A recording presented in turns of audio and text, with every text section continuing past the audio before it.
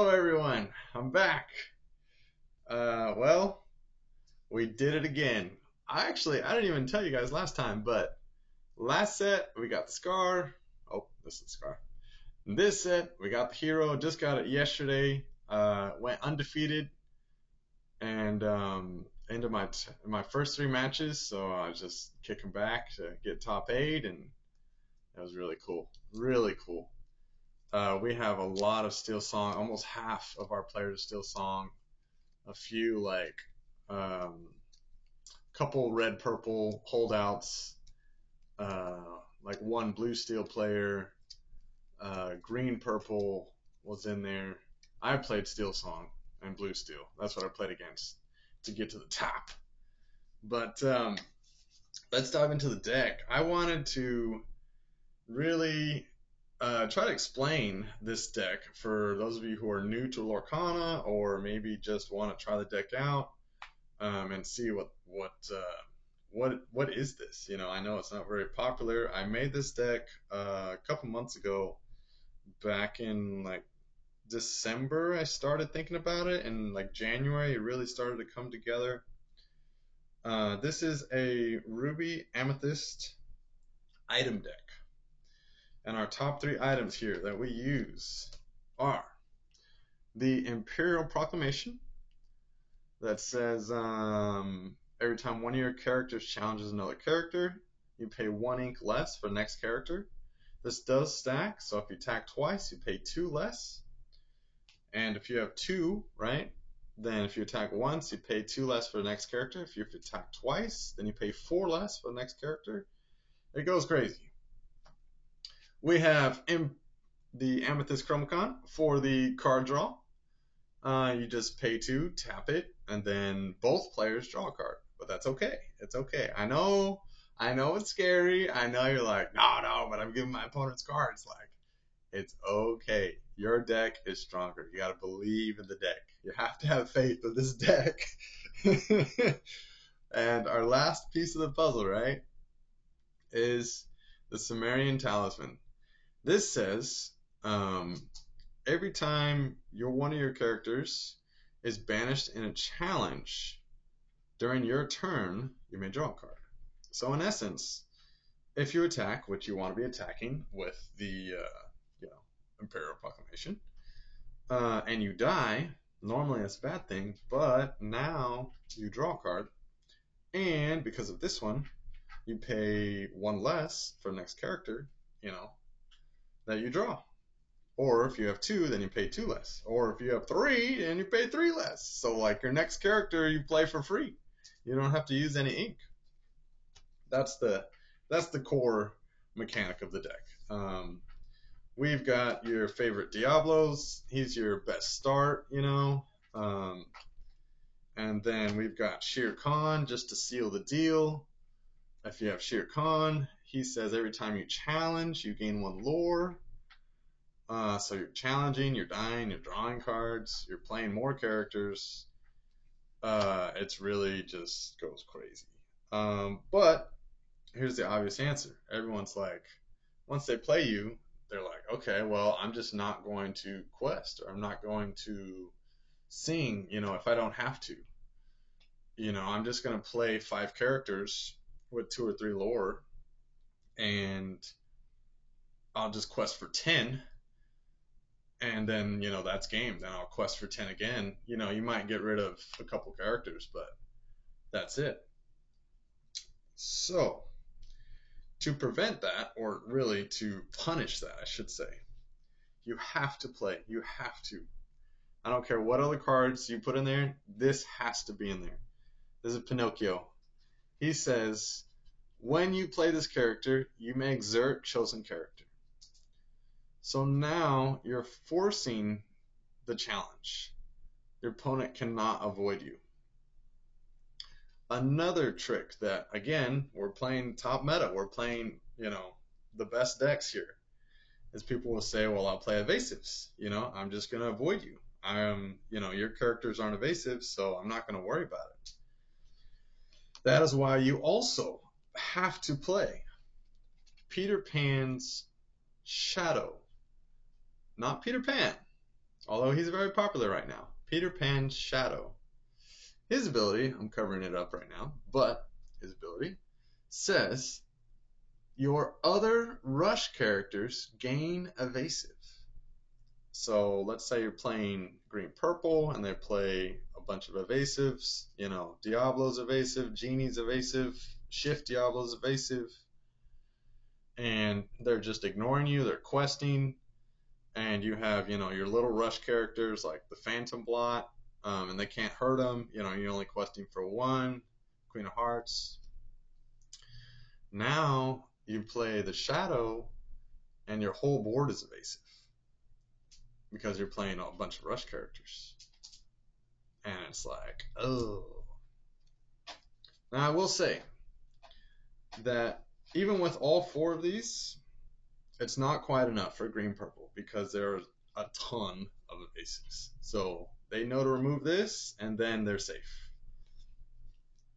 So that is why for this set champs, I went ahead and added the Vanellope von Schweetz. Definitely not a common card at all. So I put Forever in here. I'm going to put her closer so you can see. One of my favorite Wreck-It Ralph characters. She's another Rush. We love Rush. She quests for 2. It's great if she survives. If she doesn't survive, again, we are drawing cards.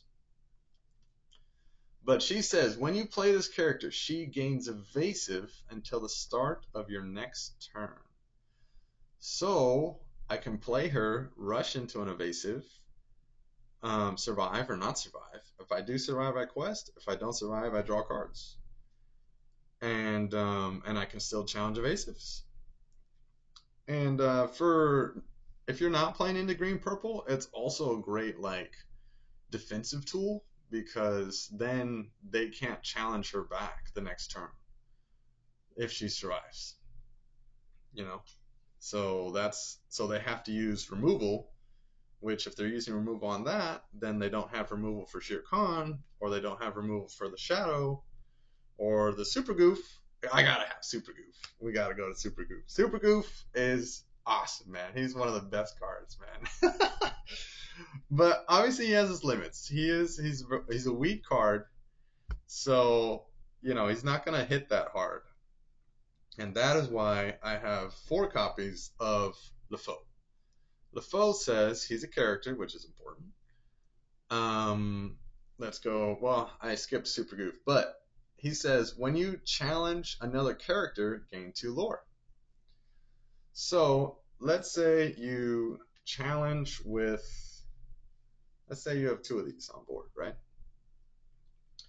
You challenge with the Phantom Blot, and you knock something out.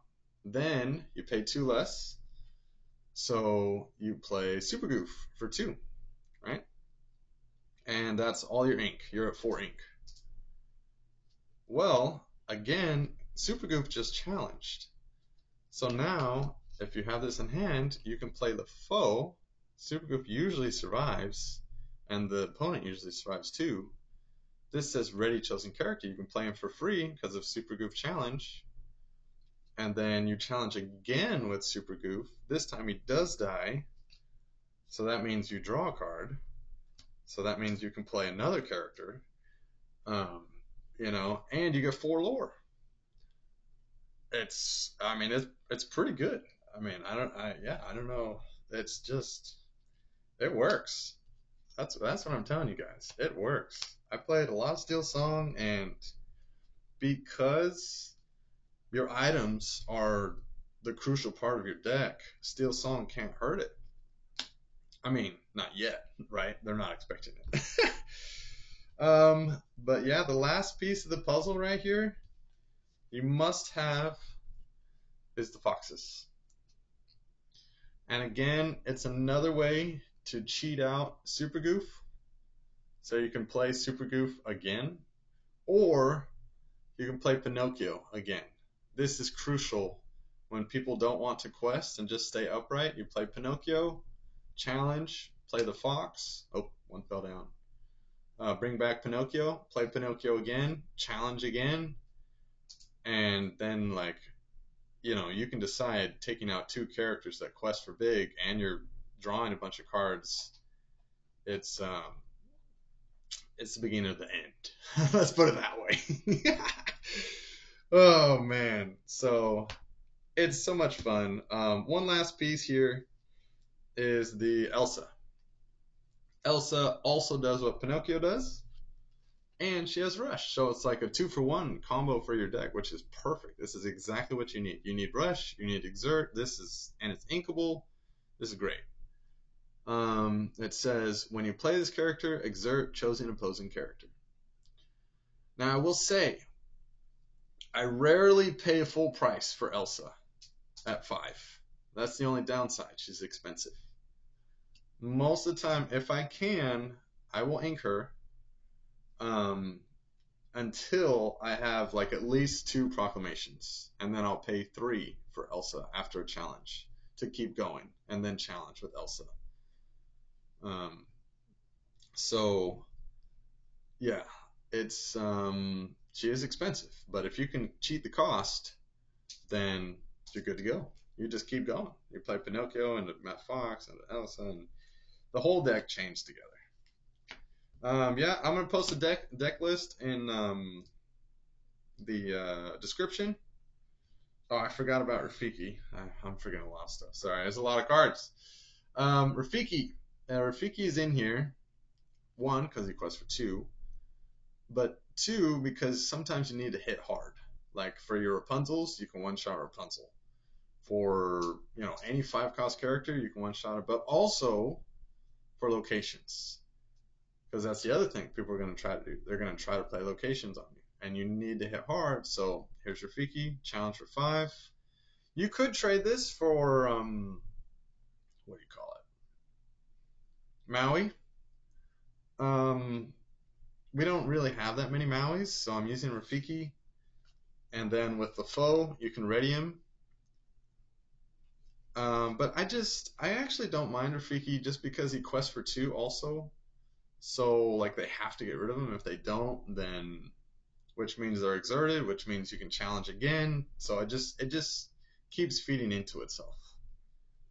So yeah, I'll end it there. But I hope you guys give it a try. It's a super fun, super just like you're gonna blow your opponent away. They're gonna think you're cheating. They're like, how? What? This is not possible. And I hope you guys have a blast.